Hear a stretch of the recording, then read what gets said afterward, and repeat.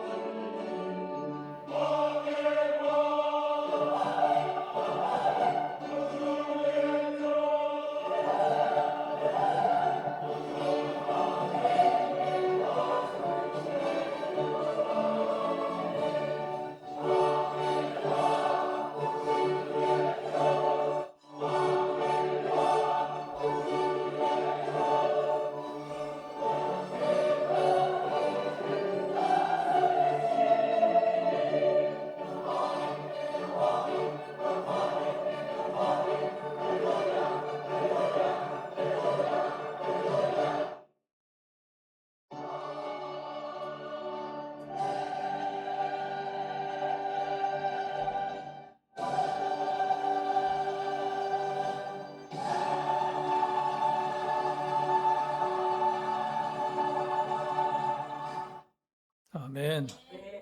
네. 그 사람들이 저렇게 많은 사람이 모여가지고 정말 이 합창을 이렇게 올려드리기만 해도 너무너무 은혜가 되잖아요. 그런데 저렇게 모인 사람들이 정말 주 안에서 진짜 한 마음이 되면 어떻겠어요? 예.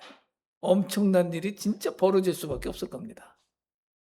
다만 우리의 죄성이 우리를 가로막아 가지고 찬양할 때는 은혜가 넘치는데 그다음에 자기 삶의 자리에 가면은 각자 자기 소견에 오른 대로 또 죄성과 영성이 이렇게 범벅이 돼 가지고 이렇게 살아가는 그 한계가 참 안타깝습니다. 이 시간에 우리 주님 오신 기록을 이 누가 선생님이 선배가 이렇게 쫙 기록을 하셨어요. 2장 1절부터 7절까지를 우리 모두가 한 목소리로 합독하도록 하겠습니다. 시작. 그때 아구스투스 황제가 칙령을 내려 온 세계가 호적 등록을 하게 되었는데 이 첫 번째 호적 등록은 구레뇨가 시리아의 총독으로 있을 때 시행한 것이다. 모든 사람이 호적 등록을 하러 저마다 자기 고향으로 갔다. 요셉은 다윗 가문의 자손이므로 갈릴리의 나사렛 동네에서 유대에 있는 베들레헴이라는 다윗의 동네로 자기 약혼자인 마리아와 함께 등록하러 올라갔다. 그때 마리아는 임신 중이었는데 그들이 거기에 머물러 있는 동안에 마리아가 해산할 날이 되었다. 마리아가 첫 아들을 낳아서 포대기에 싸서 구유에 눕혀 두었다. 여관에는 그들이 들어갈 방이 없었기 때문이다. 아멘. 자, 이 맨 처음에 나오는 얘기가요. 어느 때냐 이러고 나와요. 아우구스투스가 다스릴 때라는 거예요. 아우구스투스가 누굽니까? 줄리어스 시저의 양아들인데 브루투스가 이제 줄리어스 시저를 갖다가 죽이고 그 다음에 그 정쟁 중에 권력을 딱 차지해 가지고 아우구스투스라는 이름을 얻었어요. 아우구스투스라는 거는 존귀한 자. 실제로 로마 역사상 가장 위대한 황제로 이렇게 인식이 됩니다. 줄리어스 시저가 전쟁에 다 이기고 엄청난 일을 했지만 황제로서는 별로 누릴 수가 없었어요. 워낙 피를 많이 흘리고 이래갖고. 근데 아우구스투스 때 로마가 완전히 튼튼해지고 전 세계에 정말 왕자로 군림을 하고 서유럽의 역사상 가장 위대한 황제라고 할 수 있어요. 그런데 이 재밌는 대조가 하나 있는데 뭐냐면은 비천한 인간이 그렇게 높은 자리에 딱 올라가 있을 때에 진짜 높으신 하나님의 아들은 가장 천한 자리로 오신 거예요. 네. 그 한국에서 태어나셨다면 어땠을까? 보겠습니다. 어떠셨을지를.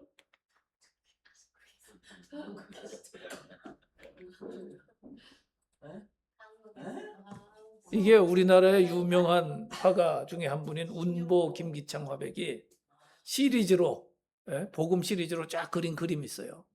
그 중에 보면은 이게 예수님 태어나는 장면이에요. 예, 저 뒤에 보면은 소가 이렇게 눈을 그냥 커다랗게 뜨고 있고 말도 있고 말 한 장도 있고 동방박사. 그다음에 여기는 아마도 여기는 마리아죠. 당연히 마리아고 예수님이고 뭐 닭도 한 마리 있고 그리고 여기 있는 아줌마들은 맞아 목동이 목동. 목동이니까 뭐 하층민들이겠죠. 가난한 사람들. 그렇게 이제 운보는 이렇게 그렸어요. 그런데 그러면은 우리가 서양 기독교에서 보는 그 동방박사 뭐 세 사람 또 뭐 눈 쌓인 모습 여기 눈 없어요 이쪽 동네. 그러니까 그게 서구 기독교 전통에서 우리가 보고 배워가지고 인식이 그렇게 들어있는데 실제로는 어땠을까? 사실 예수님 태어난 거에 대한 상세한 기록에 보면은 마국간 외양간 이런 말이 없어요. 그래서 어떤 학자들은 이게 그 여관의 지하층이 아니고 지하층 혹은 맨 아래층이 아니고 동굴이었을 수도 있다는 거예요. 왜냐하면 축사가 그 당시에 굴 속에 축사가 많았다는 거예요. 그러니까 그 여관 아래층의 외양간이나 뭐 마구간은 좀 아무리 그래도 아기 출산을 하는데 이렇게 제공하기는 좀 이상해요, 뭔가. 그래서 일단은 상상을 하시는데 이거는 뭐 한국적인 상상이고 그 동굴에서 태어나셨다고 생각을 해보자. 동굴 축사. 네. 그래서 공간이 좀 있겠죠. 이것저것에. 그 인도네시아 말씀 하나 드릴게요. 언제 아우리치를 갔는데 민가에 묵었어요. 인도네시아에서. 밤에 화장실을 가고 싶어가지고 화장실 가서 이렇게 하고 있는데 옆에 뭐가 있어. 얘가 있어요, 얘가. 네? 근데 얼마만큼 떨어졌냐? 요만큼 떨어졌어요. 난 여기 앉아가지고. 근데 정말 눈이 크더라고요. 깜깜한데요. 뭐 눈이 번쩍번쩍하진 않는데 잘 보니까 눈이 이만해. 이게 주님이 이 외양간 혹은 마구간 축사에서 태어나셨다는 거는 사실 우리 상상이 잘 안 갑니다. 그때 사실 처음에 크크 놀랐어요. 이게 눈이 이러니까. 소 키워보신 분들 있으시면 이제 상상이 좀 가시겠는데 이 모든 게 다 예언되었던 것이다. 구유 못 보신 분 있으세요? 말구유, 소구유? 봤어. 애너에서 그러니까 실제로는 구유가 뭐예요? 구유가 순우리말로 하면은 죽통이에요, 죽통. 네. 소죽을 쏘서 여물이라고 그러죠. 소죽을 쏘가지고 거기다 이렇게 주거든요. 그러면은 소금 알이고 그걸 이제 이만한 나무통에서 먹는데 그게 얘들이 뭐 우리 식사하고서 밥그릇 이렇게 설거지 하듯이 깨끗한 게 아니거든. 소가 이렇게 먹고 나면요. 막 이렇게 이쪽 저쪽 들러붙고 이래가지고 굉장히 지저분해요. 아무리 가난한 집 아이도 나와서 구유에다가 뭐 이렇게 포대기 하나 하고서 거기다 눕힌다? 이건 정말 상상 불가합니다. 예. 근데 주님이 그렇게 오신 거예요. 이거 자꾸 묵상하면 눈물 나요. 자, 이거를 이제 이사야는 뭐라고 예언을 했느냐?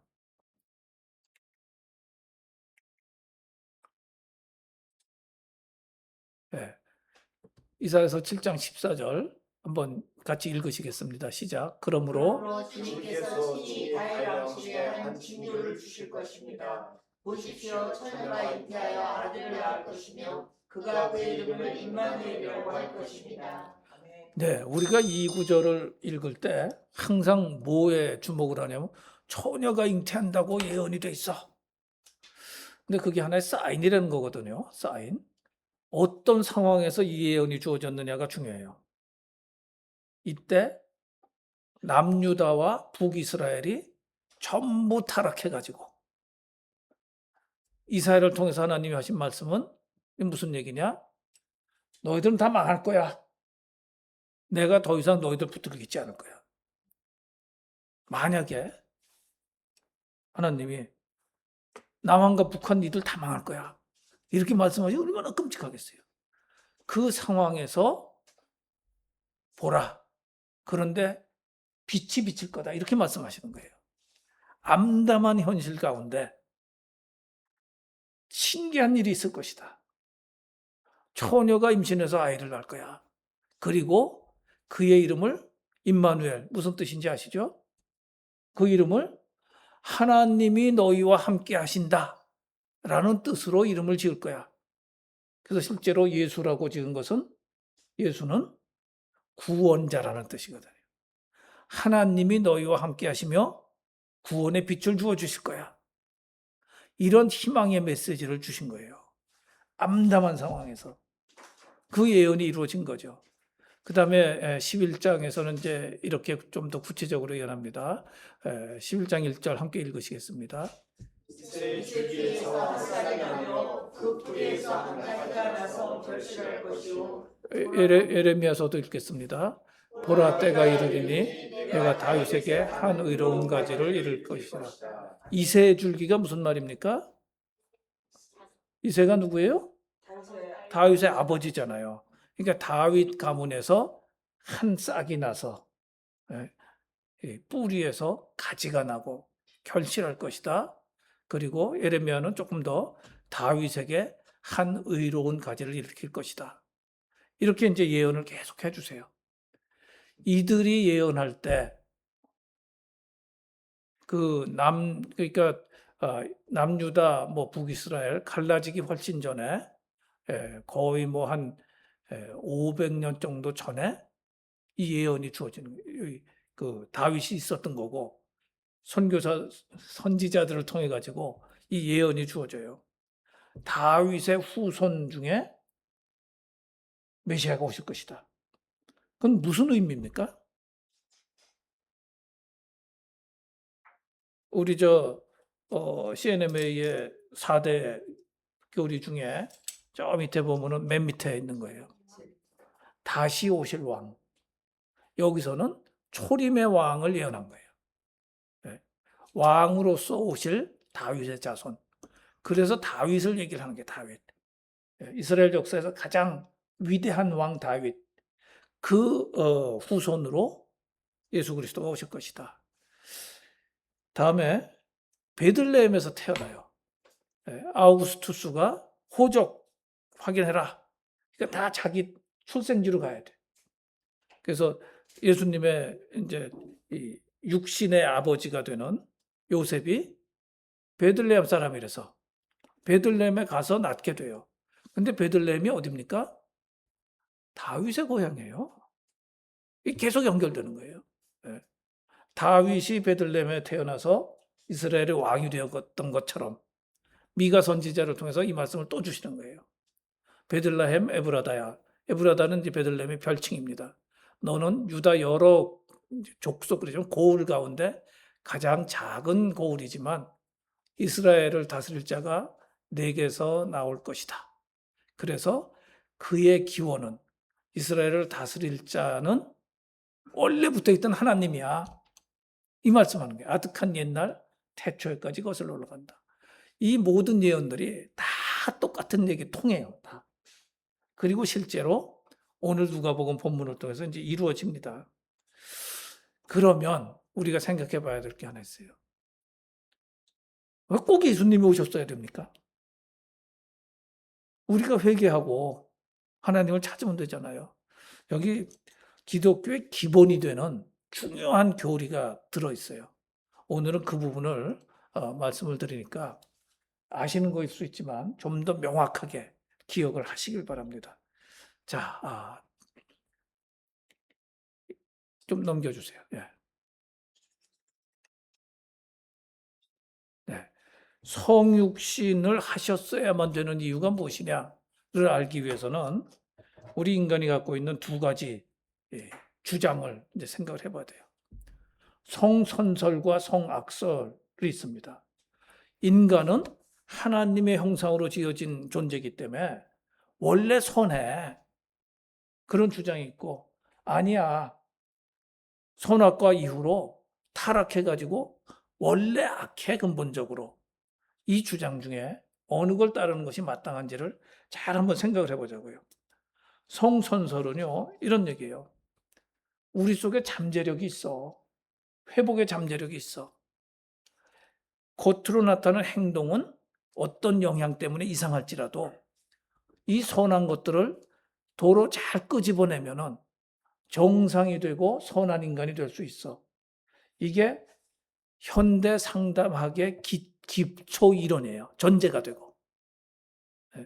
상담의 한계는 여기 있습니다. 원인까지 잘 찾아내요.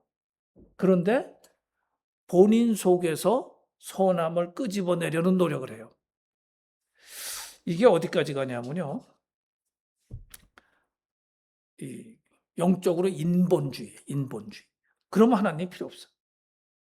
인본주의고 이거를 주장했던 사람이 펠라기우스라는 이제 초대 교부 중에 한 사람이고, 그러니까 우리가 구원받는 거는 우리가 행동을 잘하면 돼. 그러면 구원을 받는다는 거예요. 행위 구원론의 시작이에요. 이게 나중에 어디서 다시 부활을 했냐면은 알미니우스, 그래서 알미니아니즘이라고 하는 그쪽으로 부활을 하고, 현대에는 어느 쪽에 이 흔적이 남아 있냐면은 감리교, 그다음에 웨슬리안이라는 교단이 있습니다. 우리 한국에는 안 들어와 있는데 웨슬리안 교단이 있고, 그다음에 오순절, 순복음 쪽이죠. 그리고 이게 이제 조금 오버해서 간 게 자유주의 신학이에요. 자유주의 신학은 어느 쪽이냐? 기장 쪽이 자유주의 신학이에요. 그럼 그쪽은 뭐냐면은 사람의 노력으로 구원에 이룰 수 있다라고 깔려 있는 거예요. 기본이. 여러 가지로 이 부정을 하지만 저기는 조금 다르긴 합니다. 감리교는 사실은 건강한 신학인데, 이 구원받은 자들이 히브리서에 나오는 것처럼 도로 타락할 수 있다. 그리고 그 복음이 전해질 때 그거를 선택할 수 있느냐 없느냐 이런 얘기를 해요. 그건 나중에 제가 어거스틴 조금 이따 얘기할 텐데 그때 다시 말씀드릴게요. 반면에 성학설은 이런 거예요. 아담과 이브가 선악과를 따먹고 타락한 이후에 인간에게는 선택의 능력조차도 없어졌다는 거예요. 소위 말하는 자유의지가 하나도 없어졌다. 이 자유의지 그러면은 오히려 이게 의미적으로 좀 명확하지 않게 들려요. 여기서 얘기하는 건 뭐냐면은 복음이 전해졌을 때 이거를 선택을 할 수 있느냐 없느냐 얘기예요. 선교지에서 복음이 전해졌어요. 무슨 키르기즈스탄에서 누가 복음을 딱 전했어요. 어거스틴의 주장은 인간이 워낙 타락해가지고 복음을 듣고도 자기가 선택할 능력이 없어졌어. 자유의지가 완전히 없어졌어. 이렇게 주장을 한 거고, 펠라기우스는 아니, 그 선택할 수 있어. 알미니우스 그렇게 얘기를 한 거예요. 선택할 수 있는 능력은 남아 있어. 이 어거스틴 쪽을 따르는 게 이제 칼빈이고, 우리 예장 쪽, 그리고 CMNA 전부 기본 성악설이에요. 그러니까 이게 무슨 얘기냐면은 복음을 듣고도 그걸 믿게 된 것도 하나님이 그렇게 해주신 거야. 우리가 선택한 게 아니야. 이거 아주 미묘하지만 굉장히 중요한 차이를 가져옵니다. 그래서 그 미묘함을 제가 오늘 잘 전달할 수 있도록 기도하시면서 좀 들어주시기 바래요. 아주 단순하지 않아요. 이게 뭐냐면은, 자, 다른 한 가지는 이런 게 있어요. 내가 선택할 수 있었다면은 선택한 게 나의 공로가 돼. 그래서 선택하지 않은 자들을 향해서 그건 네 잘못이야. 자기 의가 팍팍 살아요. 근데 선택할 의지가 없이 어떻게 내가 믿게 됐지? 이러면은 오직 은혜라는 거예요. 내 공로가 아니에요. 하나님이 해주신 거예요. 그것도. 그러니까 은혜를 부르짖게 되고 은혜를 깨닫게 됩니다. 그래서 성악설을 제대로 따르면은 교회에서 교단이 갈라지고 이런 일이 안 벌어집니다. 왜 안 벌어지느냐? 아까 얘기한 성선설에 따르면은 내가 선택했으니까 나의 공로고 상대방에 대해서 나쁜 놈 이러는데, 성악설은 뭐예요? 나도 나쁜 놈, 너도 나쁜 놈이야. 근데 나한테 은혜가 있어가지고 내가 믿은 거야. 그래서 교회에서 아무리 유명해지고 사역을 많이 하고 돈을 많이 내도 무슨 고백을 하느냐? 다 하나님의 은혜지 나는 무익한 종입니다. 라는 고백을 하게 돼 있어요. 무익한 종이 뭘 공로를 따지고 내가 하겠어 이러겠어요? 너 이제 무대에서 내려와. 그러면 아멘. 그러고 내려오는 거예요. 무익한 종은. 그런데 자기 공로를 따지니까 자꾸 내가 뭐를 해야 돼, 내가 감독을 해야 돼, 내가 교단장을 해야 돼, 내가 담임 목사 해야 돼, 뭐 이러고 나가는 거예요. 굉장히 중요하고 이 교리를 제대로 가슴속에 안 갖고 있으니까 교회, 교단 이런 데서 싸움이 벌어집니다. 조금 더 이거 말씀을 드릴게요.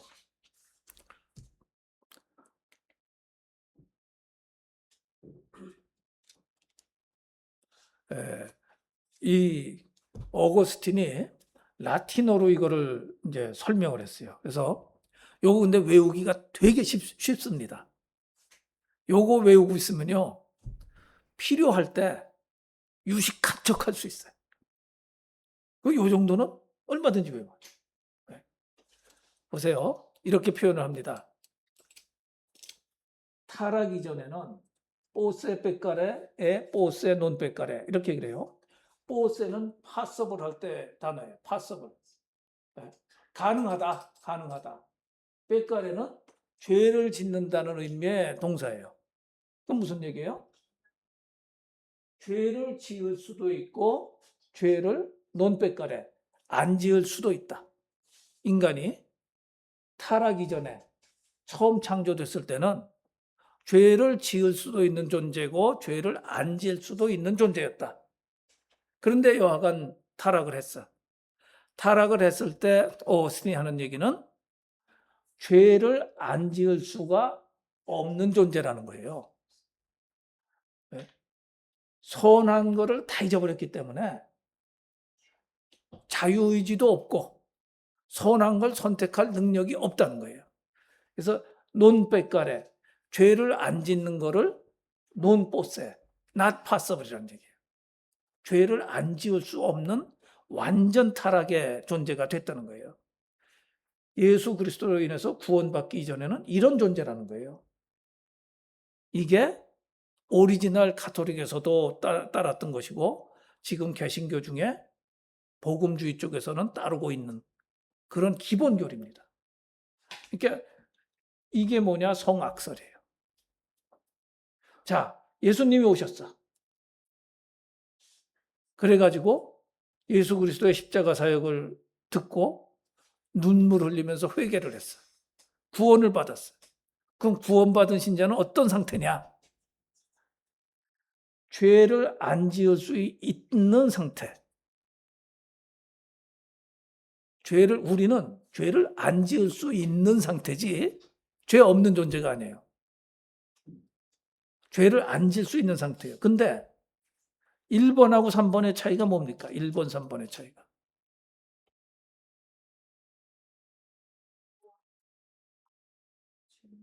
차이가 거의 없어요. 거의 없어요. 다만 1번 선악과 이전에는 아직 죄를 하나도 안 지은 상태고 3번은 우리는 죄 덩어리인데 이제는 죄를 안 지을 수 있는 상태가 됩니다. 그래서 구원이란 뭐냐? 2번에서 3번으로 옮겨간 겁니다. 나중에 우리가 부활하고 영생에 들어가면은 죄 자체가 없어져 가지고 죄를 짓고 싶어도 못 져. 그거는 예수님 오신 다음 얘기. 아니면 우리가 죽고 부활해서 하나님 나라에 갔을 때 얘기예요. 그러니까 우리에게 중요한 거는 우리는 2번에서 3번으로 갔다. 요거 자 이제는 라틴어에서 제일 중요한 네 표현을 딱 외워서 얘기할 수 있습니다. 옛날에는 이런 거 알아? 보세 빼까레, 보세 논 빼까레였어. 그럼 이제 듣는 사람이 이게 무슨 소리야 그러겠지만 이건 라틴어야, 라틴어. 어거스틴의 교리야, 기본 교리야. 그러면서 여기서부터 시작해 갖고서 전도가 가능해져요. 어떤 사람에게 전도가 가능하냐? 나 잘났어 하는 사람 여관에서 전도 안 되죠. 그런데 그래서 제일 전도하기 쉬운 사람이 살인범이라고 그래요. 사형수들은 자기가 죄인이라는 것을 당연히 인정을 하거든. 그런데 죄를 지었지만 예수 그리스도를 믿으면은 영원한 심판에 이르지 않고 천국 갈 수 있어. 그랬을 때 회심을 가장 쉽게 하는 게 사형수들이라는 거예요. 그리고 왜 더 그러냐? 이 사람들은 어떤 면에서 욱해서 사형하는 게 대부분이거든. 욱해서 살인을 하는 게. 그만큼 단순해. 단순하니까 이 설명이 바로 알려져요. 예, 받아들여지고. 그래서 오히려 그들은 이 구원받기가 더 쉽다는 거죠. 예, 특별히 이 여기서 자 아직도 원래대로 죄 지을 수 있어. 근데 죄를 안 지을 수도 있어. 어떻게 해야 안 짓는 거예요? 성악설이면 은혜 안에 있어야 안 짓는 거예요. 우리는 예. 성령이 도와주셔야 안 짓는 거예요. 내 힘으로 한번 이렇게 예? 은혜 받았다고 그래서 내 힘으로 죄 안 짓고 간다. 그게 아니라는 거예요.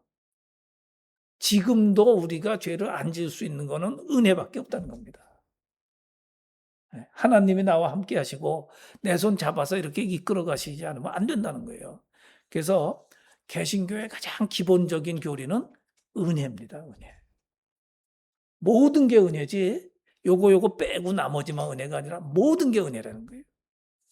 자, 그러면 우리의 삶에 대해서 한번 좀 더 생각을 해봅시다. 다음 거 좀 해주세요. 예, 여기 보시면은 이제 성선설과 성악설에 대한 말씀을 드렸거든요. 그러면 우리는 어떻게 살아야 되느냐? 이게 이제 현실적으로 중요한 얘기예요. 상향성의 삶과 하향성의 삶에 대해서 영성에 관심 많은 분들은 많이 읽었을 그 헨리 나우엔이라는 이분은 캐토릭 그 신부입니다. 예수회 소속이고. 근데 이분 책을 캐토릭에서는 거의 안 읽고 개신교에서 무지무지하게 읽어요. 이분의 영성이 우리한테 깨우쳐 주는 게 너무 많아. 그래서 그 말씀 책을 굉장히 여러 가지 책을 썼는데 그 중에 세상의 길 그리스도의 길이라는 책에 나오는 말씀만 조금 드릴게요. 다음 페이지 해주세요.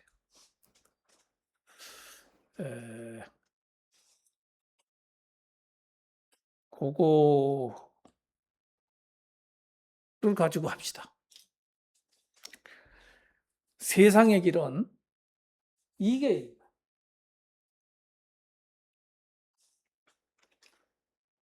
신분 상승을 향한 노력을 계속하는 거예요. 공부 왜 해요? 예? 의대 가려고 난리를 쳐 애들을 갖다가 그냥 너무너무 그냥 족치고 그래가지고 예? 그 전에 드라마 뭐였어요? 그저 스카이 캐슬 뭐 이런 것들 보면서 막 그냥 재미도 있지만 현실 아니 현실. 너무너무 가슴도 아프고. 이게 뭐예요? 대부분 사람 속에 있는 건 신분 상승이에요. 신분 상승을 예? 꿈꾸면서 그게 안 되니까 분노도 하고 뭐 죽여라 이러고 뒤집어져라 이런 소리를 잘 하거든. 현실적인 얘기입니다, 이게. 또 가진 자들은 뭐예요? 똑같은 내용이지만 신분 추락을 안 하려고 버틸라고 어떻게든지. 그래서 사실 이게 영적으로 볼 때 허영이에요, 허영. 예. 근데 예수님은 어떻게 했어요? 하향의 길을 선택하신 거예요. 하늘 보좌 위에 계신 분이 우리를 지으신 분이 세상 모든 것을 가지시고 세상 모든 걸 다스리시는 분이 어떤 존재로 오셨어요? 오셨을 때 육을 가진 아기로 오신 거예요. 그것도 세속적으로 볼 때는 미혼모한테 태어나신 거예요. 더군다나 이 율법적인 사회에서 결혼해가지고 동침하기 전에 애를 낳았다. 사생아. 사실은 이 이스라엘 거기서는 그냥 때려 죽입니다. 그거는. 예? 어미가 낳기도 전에 돌로 죽이는 거예요. 그런 상황에서 태어나신 거예요. 그래갖고 어디서 태어나요? 아까 말씀드린 축사, 예? 구유에 눕혀가지고 그렇게 태어나세요. 하나님 가장 높으신 분이 가장 낮은 자리로 오신 거예요. 예수님이 우리에게 보여주신 거는 신적인 하향성을 보여주신 거예요. 우리가 조심할 거는 뭐냐? 그래서 나도 낮은 데로 임할 거야. 내가 의사인데 선교지에 가서 막 공짜로 고쳐줘. 나 굉장히 착한 사람이야. 내가 부자인데 가난한 사람들하고 같이 앉아서 막국수 한 그릇 먹어. 나 대단해. 이게 위험한 거예요. 그리스도의 길은 그리스도의 길은 하향을 보여주셨지만 우리 크리스찬은 하향을 보여줄 수 있는 존재가 아니에요. 원래 비천한 우리가 비천한 것을 보여준다 한들 무익한 종이 할 일을 했을 뿐인 거예요. 그거는 우리는 낮춘다는 말을 하면 안 됩니다. 헨리 나우엔이 하는 얘기는 그 얘기예요. 위험하다. 하향성의 영성은 예수님에게 해당되는 것이고 우리는 인간으로 나신 예수님을 어떻게 닮을 수 있을까? 그걸 바라보면서 그렇게 조금이라도 살아내려고 노력하는 것만이 중요한 것이다. 그 차이를 아시겠죠? 예. 어거스틴이 했던 얘기를 바탕에 깔고 볼 때, 이게 기독교의 메시지구나. 이게 하나님이 우리에게 주시는 메시지구나. 그러니까 나는 이게 아까 이제 상향성에서 큰 문제가 뭐냐면은 반드시 비교를 해요. 올라가야 되니까. 수많은 드라마나 영화가 뭘 얘기합니까? 귀족적인 삶을 꿈꾸게 하는 거예요. 우리 모두에게. 대한민국 사람들이 다 어떤 면에서 미치다시피 돼 있어요, 지금. 네. 옛날 영국 귀족 왕실처럼 살고 싶어서. 네. 그러니까 옷도 그렇게 입고, 폼도 그렇게 잡고, 밑엔 사람 부리고. 그러니까 비교를 하게 돼 있고, 비교를 하다 보면은 시기 질투가 있게 돼 있고, 시기 질투는 영적으로 살인의 감정입니다. 시기 질투가 심한 거는 저거 죽어버렸으면 좋겠다 이러는 거예요. 내가 꿈꾸는 그 사람들을 보면서 여러분들 제가 드리는 말씀을 지금 바로 들으면서 공감 온전히 하기는 쉽지 않아요. 그러나 스스로 조용할 때 자기 마음속을 한번 살펴보세요. 잘난 놈 보면은 죽이고 싶어요. 내가 이룰 수 없는데 도착해 있는 놈을 보면 죽이고 싶은 거예요. 이게 인류 역사의 수많은 대량 학살과 그리고 혁명과 피의 혁명, 전쟁 이런 거를 일으키게 된 동기입니다. 그래서 상향성 성경적으로 아니야. 그럼 뭐냐? 오늘 메시지를 마지막 페이지를 이 부분을 다시 말씀을 드리겠습니다. 다시 아까 그 페이지 다시 주세요. 아까 있던 페이지 뒤로 요거 자 상향성도 버리고 하향성의 교만도 버리고 뭐냐? 그리스도를 닮도록 노력하면은 그 노력을 하면 할수록 우리가 내면에서부터 시작해서 외면적으로까지도 진실로 고상한 존재가 된다는 거예요. 내가 노력해서 되는 게 아니고 성경을 묵상하고 이 속에서 하나님이 나에게 주신 메시지를 열심히 찾고 특별히 이제 신약으로 넘어가면은 예수님이 하신 말씀을 잘 보고 하신 행동을 잘 보고 그다음에 사도들이 풀어준 내용을 잘 생각해 보면은 생각을 한다고 갑자기 100점이 안 되지만 계속 그 노력을 하면은 나도 모르게 속에서부터 겉까지 점점 우리 자신이 고상한 존재가 된다는 거예요. 우리가 상승하려고 노력을 안 하고 예수 그리스도를 닮으려고만 하면은 서서히 우리가 고상한 존재가 되고 어차피 인생은 그에 걸맞는 외적인 것을 갖게 돼요. 그러니까 나 귀족으로 살 거야 이러지 않고 내면이 귀족이 되면은 어느 정도 귀족같이 되는 거예요. 하나님이 그렇게 만들어 주시고 사람들이 그렇게 보게 돼요. 이게 영적인 메시지입니다. 그래서 자신을 향해서는 신분 상승의 욕구를 버리자. 오로지 하나님을 더 깊이 알도록, 예수님을 좀 더 닮아가도록 그런 내가 되자. 이럴 때 저절로 밀어 올려지는 거예요. 저절로 밀어 올려지는 게 안전하고 확실합니다. 두 번째로 남들에 대해서는 성선설가지면은 반드시 비난을 하게 돼. 너 인간이 그럴 수 있어? 성악설이면 제가 죄인이 그러는 게 당연하지. 그러다가 어떤 거를 이렇게 잘하잖아요, 남이. 그러면 야, 기특하다. 에? 박수를 쳐줄 수가 있어. 잘못하는 거 비난하는 거는 비난 안 하게 되고 남이 기특하게 하는 거를 박수를 쳐주게 돼 있어요. 그러니까 행복해집니다, 점점. 예. 남들 잘하는 게 자꾸 보여. 아니, 저 인간이 저렇게 변했어? 아니, 교회 다니더니 저런 생각도 다 하네? 이러면서 신앙생활도 힘이 나는 거예요. 그래서 좀 이상하게 들릴 수 있습니다. 그러나 우리 교회 안에서도 성악설이 진리예요. 그런데 역시 장로님은 장로장님 봤더니 확실히 달라지는구나. 대단하다. 집사가 되더니 저렇게 달라져.